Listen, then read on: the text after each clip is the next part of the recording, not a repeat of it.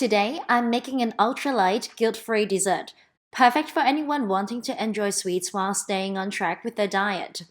These are my lean choux or skinny cream puffs. Watch on and you'll learn the secret to indulge without ruining your progress.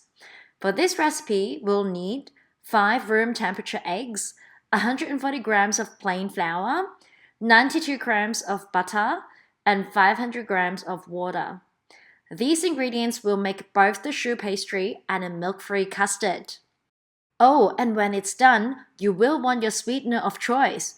I personally love pairing dulce de leche with these cream puffs. It gives them such a rich flavor. I'm not adding sugar to the pastry or the custard, mainly because I avoid added sugar for my kids, but it's also great for anyone looking to control their sugar intake. Okay, step 1, make the custard. In a microwave-safe bowl, separate the whites from 3 room temperature eggs and add 1 whole egg to the yolks.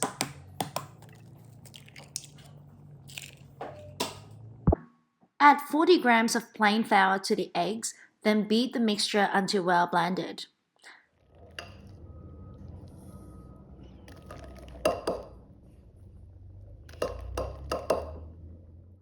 Gradually add 395 grams of warm water to the mixture while stirring. Warm eggs beat more evenly, and the warm water helps everything blend better. Cover the container and microwave it for 1.5 minutes.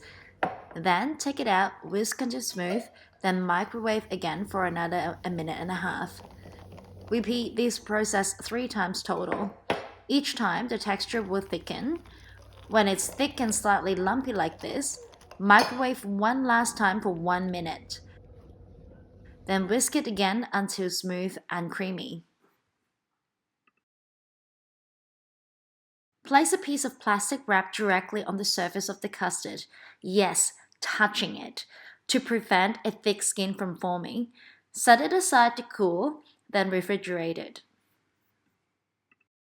Step 2. Make the choux pastry. Preheat your oven to 180 degrees Celsius or 356 degrees Fahrenheit.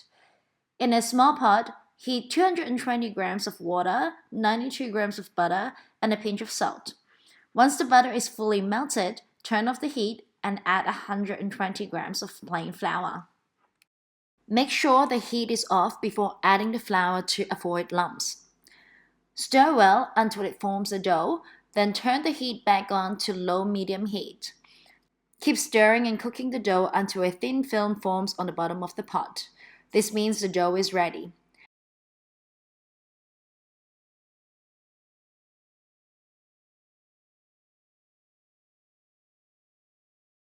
We will now let the dough cool until it's warm to the touch.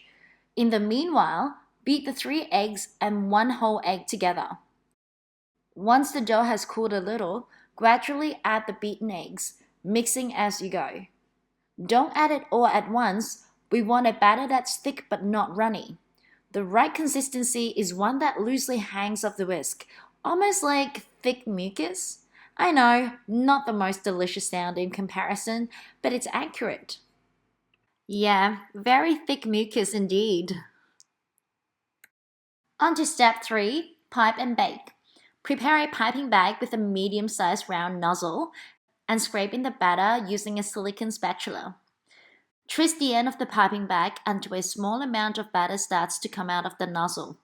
Then, pipe rounds approximately 2.5 cm in diameter and 2 cm tall, holding the piping bag about 0.5 cm above the tray as you pipe. This recipe makes 21 mini choux of this size.